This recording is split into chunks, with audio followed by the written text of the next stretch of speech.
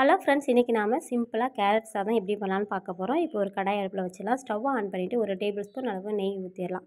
நெய் சூடானதுக்கு அப்புறமா ஒரு டீஸ்பூன் அளவு கடுகு சேர்த்துடலாம். கடுகு பொரிஞ்சதுக்கு அப்புறமா ஒரு டீஸ்பூன் அளவு சீரகம் சேர்த்துடலாம். அது கூடவே ஒரு டீஸ்பூன் அளவுக்கு உளுந்து சேர்த்துட்டு இது எல்லாம் பொரிஞ்சு வரட்டும். இது கூட நம்ம கட் பண்ணதான ஒரு 3 பல் பூண்டை வந்து சின்ன சின்னதாக கட் பண்ணி அதோட சேர்த்துக்கலாம். சாப்பிடும்போது நல்லாயிருக்கும். இப்போ 2 வரமிளகா சேர்த்துக்கலாம். இது கூட கட் பண்ணதான ஒரு பல்லாரி வெங்காயத்தை இதோட சேர்த்துக்கலாம். சேர்த்துட்டு இது எல்லாத்தையும் நம்ம வதக்கி விட்டுடலாம். கேரட் சாதம் பெரும்பாலும் குழந்தைங்க எல்லாமே விரும்பி சாப்பிடுவாங்க. நம்ம வந்து இது நெய்யில் செஞ்சு கொடுக்கும்போது இன்னும் நல்லா வாசனையாகவும் இருக்கும். சாதமும் ரொம்ப டேஸ்டியாகவும் இருக்கும். இப்போ கருவேப்பிலை தழையை கழுவி சேர்த்துக்கலாம். இப்போது ஒரு 1/4 டீஸ்பூனுக்கு கம்மியாக மஞ்சள்தூள், ஒரு 1/4 டீஸ்பூன் அளவுக்கு கரம் மசாலா, ஒரு 1/2 டீஸ்பூன் அளவுக்கு சில்லி பவுடர் இது சேர்த்துக்கலாம். சேர்த்துட்டு இதை நம்ம நல்லா கலந்து விட்டுடலாம். இப்போ மசாலா எல்லாம் பச்சை வாசனை போகிற வரைக்கும் நல்லா வதக்கி விட்டுட்டு இப்போ நாம் இது கூட உடச்ச முந்திரி பருப்பு இதோட சேர்த்துக்கலாம். நீங்கள் முழுசாக கூட சேர்த்துக்கோங்க, நான் உடச்சி சேர்த்துருக்கேன். இப்போ என்னென்னு பார்த்தீங்கன்னா, நான் ஒரு 1/4 கிலோ அளவுக்கு கேரட்டை துருவி எடுத்து வச்சுருக்கேன். அதை இதோட சேர்த்துக்கலாம். சேர்த்துட்டு இதை நம்ம நல்லா வதக்கி விட்டுடலாம். கேரட்டு இது மசாலாவோடு சேர்ந்து நல்லா கிளறி விட்டுடலாம். இப்போது நம்ம இதுக்கு தேவையான அளவு உப்பு இதோட சேர்த்துடலாம்.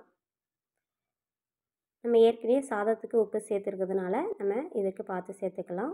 கூட்டுக்கு தேவையான அளவு மட்டும் நம்ம சேர்த்துக்கலாம். சேர்த்துட்டு இதை நாம் நல்லா வதக்கி விட்டுடலாம். வதக்கி விட்டுட்டு இப்போ இது லைட்டாக நம்ம இதோட தண்ணியை மட்டும் தெளித்து விடணும்.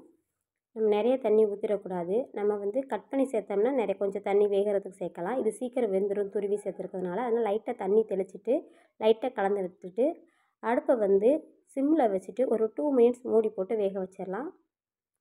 இப்போ கேரட் நல்லா வெந்துருச்சு. இப்போ நம்ம இதை நல்லா வதக்கி விட்டுடலாம். இப்போ வதக்கி விட்டுட்டு நாம் ஏற்கனவே வேக வச்சு வடித்து எடுத்ததான சாதத்தை இதோடு சேர்த்துடலாம்.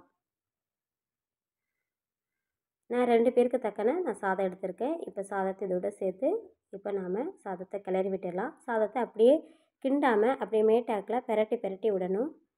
இப்போ சாதமும் கேரட்டும் நல்லா மிக்ஸ் ஆகி வர்ற அளவுக்கு நம்ம நல்லா கிளறி விட்டுடலாம். நம்ம அப்படியே கிண்டி விட்டோம்னா சாதம் உடைஞ்சிரும். இப்போ நாம் இப்படியே கிளறி விட்டுருக்கலாம். நீங்கள் பாசுமதி ரைஸ் இருந்தால் கூட சேர்த்துக்கோங்க. நான் நார்மல் சாப்பாட்டு அரிசி தான் சேர்த்துருக்கேன். சேர்த்துட்டு இதெல்லாம் கிளறினதுக்கப்புறமா நம்ம கடைசியாக இதை மல்லித்தழை தூவி ஸ்டவ் ஆஃப் பண்ண போகிறோம். இந்த கேரட் சாதம் ரொம்பவே டேஸ்டியாக இருக்கும். குழந்தைங்களுக்கு லஞ்ச் பாக்ஸுக்கு வந்து இதை பண்ணி கொடுக்கலாம். இந்த வீடியோ உங்களுக்கு பிடிச்சிருக்கு நம்புகிறேன். பிடிச்சிருந்தால் லைக் பண்ணுங்கள், கமெண்ட் பண்ணுங்கள். தொடர்ந்து அடுத்த வீடியோவில் சந்திப்போம். நன்றி, வணக்கம்.